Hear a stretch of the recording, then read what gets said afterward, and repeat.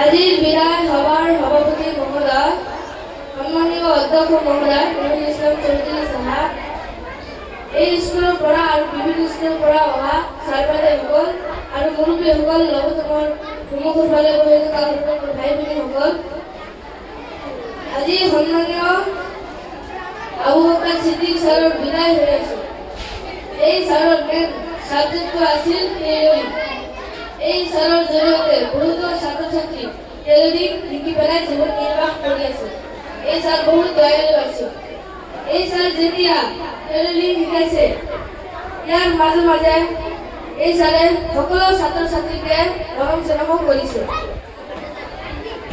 এই ছাৰ যেতিয়া এই স্কুলৰ পৰা বিদায় হ'ব, তেতিয়া কোনো ছাত্ৰ বা ছাত্ৰীয়ে টেইলৰিং শিকিবলৈ চালে এই টেইলৰিং শিকিব নোৱাৰে, কাৰণ এই স্কুলত এই টেইলৰিং ছাৰটো নাই।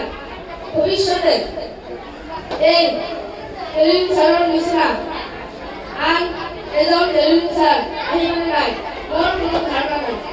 ছাৰ, আপুনি মোক আশীৰ্বাদ দিয়ক যে মই ডাঙৰ মানুহ হ'ব পাৰিম। ছাৰ, মোৰ কিবা ভুল হ'লে আপোনাৰ নিজৰ ল'ৰা বুলি মোক ক্ষমা কৰিব। ধন্যবাদ।